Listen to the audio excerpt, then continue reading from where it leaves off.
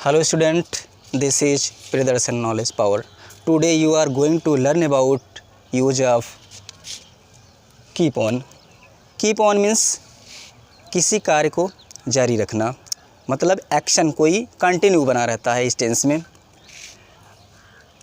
But इसके पहले आप पढ़ चुके होंगे कंटिन्यू में, उसमें भी कार्य जारी रहता है, लेकिन डिफरेंट दोनों टेंस दोनों जगह में ये है कि वहाँ पर कंटिन्यू कार्य मतलब उसमें रहा है, रही है, रहे इस तरीके से रहता है, और यहाँ पर क्या है रहती थी, माने कार्य होता रहता है, जैसे कि वो हंसती रहती थी, पढ़ते रहते तो खेलते रहते थे, इस तरीके से ये डिफरेंट है। तो मैं आपको क्लास स्टार्ट करने से पहले आई वांट टू से before something important, the student who skip the video and take shortcut, they should not do like this because there is no shortcut to success. Student, come to the point. This is use of keep on. Student, I think आप ये पता है कि किसी भी tense को या किसी भी सेंटेंस को हिंदी से इंग्लिश बनाने के लिए एक स्ट्रक्चर बहुत ज़रूरी होता है, और स्ट्रक्चर में क्या होता है कि इस स्ट्रक्चर के बेस पर ही आपका वो पूरा जो है आपका सेंटेंस होता है।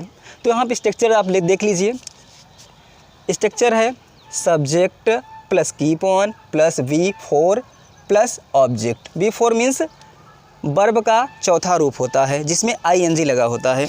तो ठीक है, इसे एग्जाम्पल के रूप में आप समझेंगे तब आपको समझ में आएगा कि कीप ऑन का यूज इंग्लिश कन्वर्सेशन में या एडवांस लेवल पर कैसे किया जाता है। तो स्टूडेंट देखिए, पहला एग्जाम्पल दिया है आपको यहाँ पर आपको समझाने के लिए कि वह हंसती रहती है। वो हंसती रहती है मतलब वो हंसने का काम कंटिन्यू रख रही है, लेकिन कंटिन्यूअस में नहीं बनेगा, बिकॉज क्या है लास्ट के अंत में क्या है ती रहती है, ते रहते हैं, इस तरीके से है, इसलिए आपका ये present indefinite according to sentence बनेगा। तो आइए देखते हैं।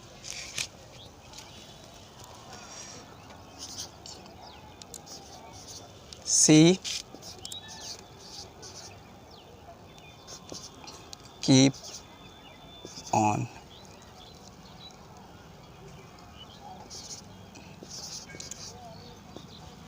हंसना,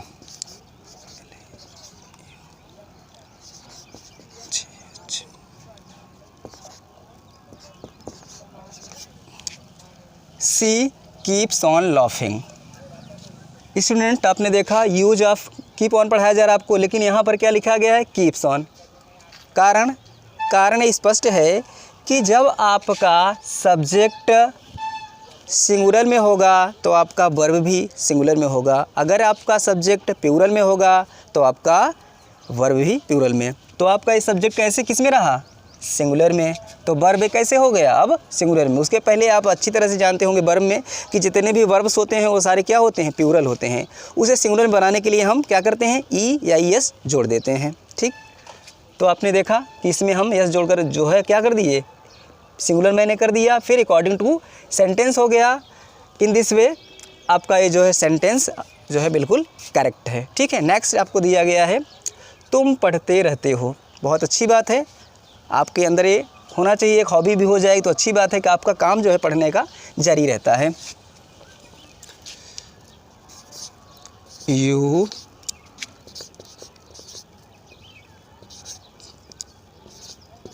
कीप ऑन रीडिंग। आपको समझ में आ रहे होंगे। देखिए यहाँ पर कीप्स रहा और यहाँ पर कीप, क्यों मैंने आपको ऊपर ही समझा दिया था कि प्लूरल के साथ प्लूरल और सिंगुलर के साथ सिंगुलर। नेक्स्ट है आपका वह बैठा नहीं रहता। वह आपको बोलने की ज़रूरत पड़ी कि आखिर हिंदी में तो बोलते रहते हैं आप, इंग्लिश में जब बारी आती है बोलने की तो आप सोचने लगते हैं कि आखिर इंग्लिश में कैसे बोला जाएगा। तो इसमें सोचने की ज़रूरत नहीं है, आप बने रहिए हमारे साथ। आपको कंटिन्यू कुछ दिनों में आपको धीरे धीरे बोलने की आदत हो जाएगी और आप बोलने लगेंगे। तो देखिए क्या है वह बैठा नहीं रहता, ये सेंटेंस क्या हो गया, ये हो गया यहाँ पर निगेटिव। निगेटिव में क्या होता है अकॉर्डिंग टू टेंस बनेगा। टेंस कौन सा चल रहा है आपको, ये आपका टेंस चल रहा है प्रेजेंट इंडेफिनिट। प्रेजेंट इंडेफिनिट में क्या होता है खासकर निगेटिव में हेल्पिंग वर्ब आपका डज या डू का प्रयोग करते हैं। ठीक है, और उसके जस्ट बाद में हम नॉट लगाते हैं, ठीक है। तो आ देखिए, ही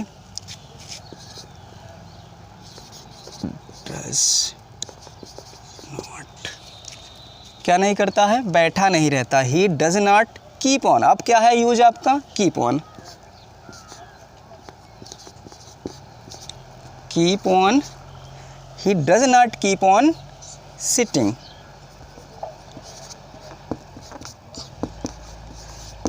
स्टूडेंट, एक कन्फ्यूजन में आपको नहीं रहना है कि कीप ऑन कहाँ, कीप ऑन हमेशा हेल्पिंग वर्ब के बाद में ही लगेगी। आप इसे आगे पीछे करेंगे तो आपका सेंटेंस गलत हो जाएगा, ठीक है।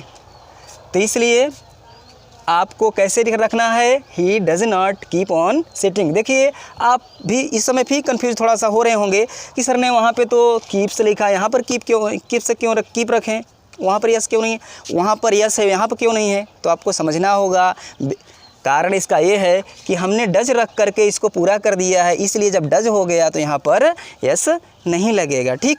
नेक्स्ट सेंटेंस आप समझिए। नेक्स्ट में दिया गया है, हम घूमते नहीं रहते। वाकई में हम लोग बहुत ज़्यादा अपना टाइम वेस्ट नहीं करते हैं घूम करके, अच्छी बात है। तो उसको कैसे आप बोलेंगे इंग्लिश में, देखिए, we do not keep on,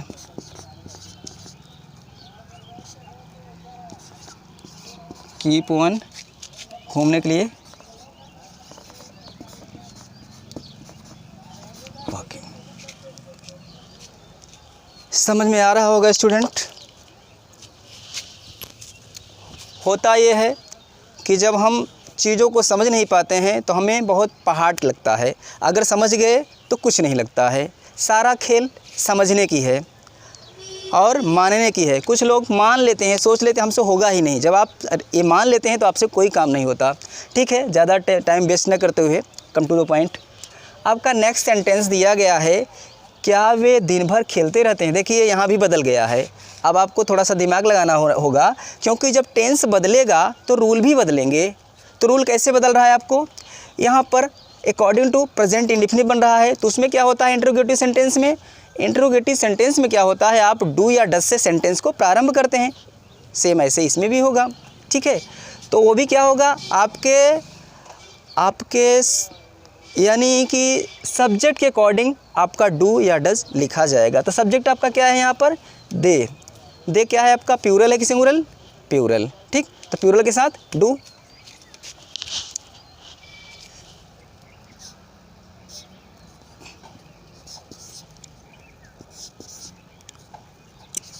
do they खेलते रहते हैं,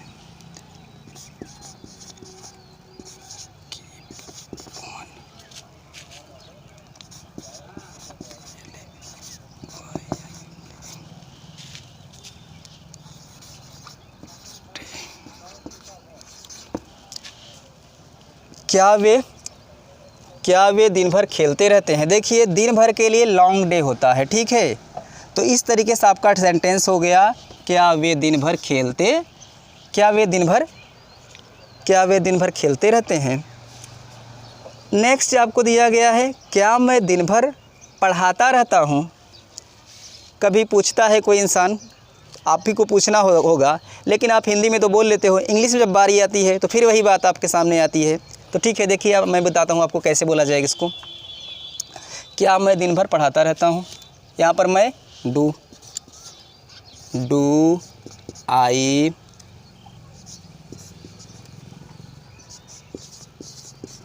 keep on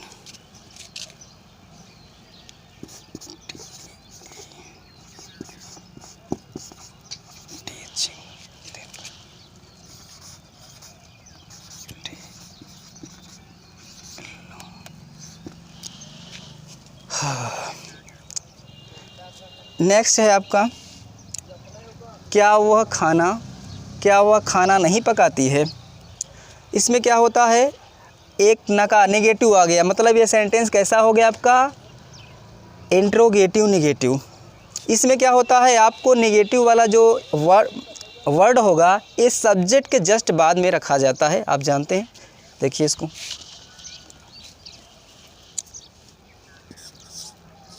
does she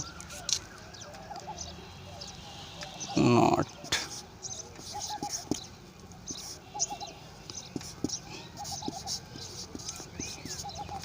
keep on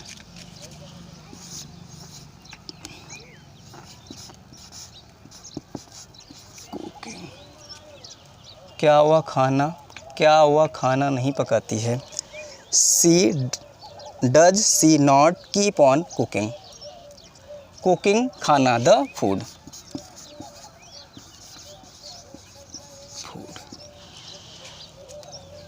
अब देखिए स्टूडेंट, अभी तक आपका क्या हुआ, इंडेफिनिट में अफर्मेटिव, नेगेटिव, इंट्रोगेटिव, नेगेटिव। अब यहाँ क्या है, अब नेक्स्ट बात उभर के आ रही है, वह मुस्कुराती रहती थी। अभी तक तो आपने कहा कि ऐसा होता है, लेकिन अब होता रहता, मतलब अब पास्ट की बात हो रही है। पास्ट में क्या होता है, कोई एक्शन बहुत पहले जारी था, अब है कि नहीं वो अलग की बात है, लेकिन यह एक्शन बहुत पिछले दिनों जारी था। तो पहले वो क्या करती थी, मुस्कुराती रहती थी।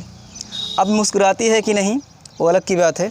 अब देखिए इसमें क्या होता है, देखिए जो ये सब्जेक्ट रहा यहाँ पर, देखिए स्ट्रक्चर में बहुत ज़्यादा बदलाव नहीं होगा। स्ट्रक्चर प्रेजेंट इंडेफिनिट का भी वैसे रहेगा, पास्ट का भी वैसे होगा। केवल आपका जो कीप है, कीप से क्या हो जाएगा, केप्ट हो जाएगा, बाकी सेम, बाकी स्ट्रक्चर सेम।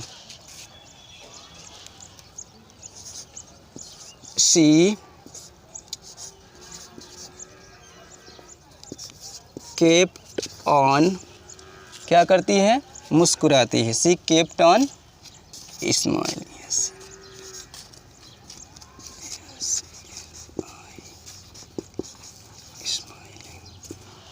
वह मुस्कुराती रहती थी। नेक्स्ट टेंस है आपका, सेंटेंस सॉरी, आप बहाने नहीं बनाते रहते। बहुत अच्छी बात है, आप बहाने नहीं करते हैं।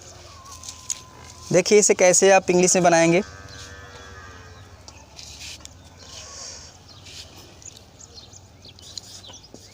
You did not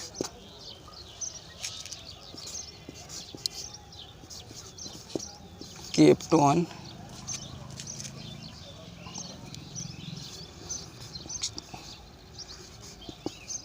excusing। Next sentence आपका, क्या वे टीवी नहीं देखा करते थे। देखिए ये इंट्रोगेटिव हो गया। इंट्रोगेटिव में क्या होता है, पास्ट इंडेफिनिट में डिड को पहले रख दिया जाता है।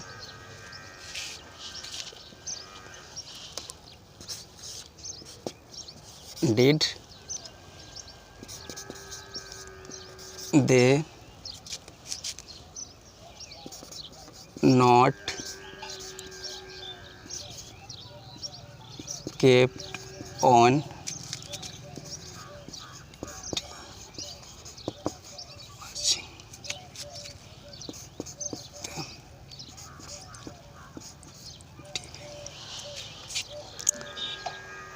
स्टूडेंट, देखा आपने कितने इजीली तरीके से सारे सेंटेंसेस बन गए।